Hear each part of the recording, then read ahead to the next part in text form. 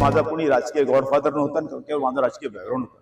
मी social मुवमेंटमध्ये काम करत असताना मी ज्यावेळी विद्यार्थी दशेत होतो, मी 10वी वर्गात असताना कॅप्टनशिप केली, नंतर ग्रॅज्युएशनला कॅप्टनशिप केली, त्यानंतर मी विद्यार्थी संघटनेचा जिल्हाध्यक्ष झालो. म्हणजे विद्यार्थ्यांच्या समस्येसाठी लढलो, आंदोलन, मोर्चे, अमुक सगळं केलं आणि त्यानंतर मी चुकीने इकडे गेलो. मी राजकारणात येणे हा माझा मुळीच उद्देश नव्हता किंवा माझं स्वप्न सुद्धा नव्हतं. मला सुपर क्लास अधिकारी बनायचं होतं.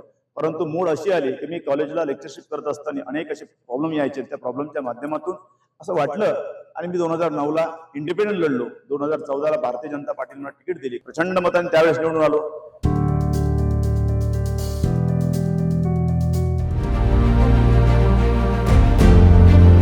देश के लिए तमिलनाडु का कोई एक एमएलए और महाराष्ट्र के एमएलए बीजेपी के कांग्रेस के हो सकते हैं। डेवलपमेंट पॉलिटिक्स के लिए अगर कोई अच्छी एक कल्पना किसी कॉन्स्टिट्यूंसी में बनती है तो वो कल्पना दूसरे कॉन्स्टिट्यूंसी में उसका लाभ कैसे बाकी लोगों को मिले, इसके बारे में भी एमएलएस के दरमियान इस तरीके से डायलॉग होने की जरूरत है। देशाला आणि राज्याला विकसित करण्याचं एक सुवर्ण माध्यम आपण एमआयटीच्या माध्यमातून शोधलं. त्याबद्दल आयोजकांचं आणि खास करून कराड सरांचं मी ह्या ठिकाणी खूप खूप अभिनंदन करतो.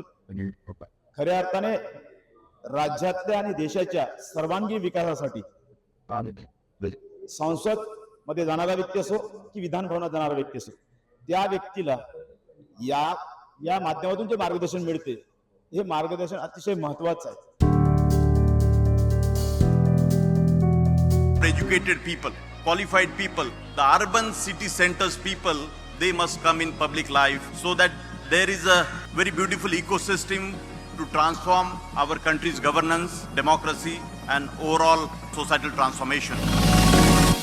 माझी अपेक्षा आहे देशातल्या तमाम युवकांनी, राज्यातल्या तमाम युवकांनी राजकारणात सामील होणे काळाची गरज आहे. कारण की आमच्यासारख्या राजकीय लोकांना जोपर्यंत प्रश्न उपस्थित होणार नाही हर विषयावर, तोपर्यंत खऱ्या अर्थाने देश आणि राज्य विकसित होणार नाही. शास्त्र संस्था हे जे आहे हे प्रत्येक राज्यात व्हायला पाहिजे, प्रत्येक युनिव्हर्सिटीला व्हायला पाहिजे.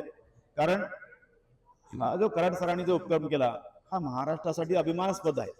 परंतु अशा प्रकारचा उपक्रम राज्यातल्या तमाम युनिव्हर्सिटीमध्ये होणे ही काळाची गरज आहे. जर राज्यामध्ये जर अशा प्रकारचे जर उपक्रम जर होत राहिले तर मला असं वाटते सर्वांगीण विकास जे मी पहिल्या वेळेस प्रश्न उपस्थित केला तो खऱ्या अर्थाने समर्पित राहील.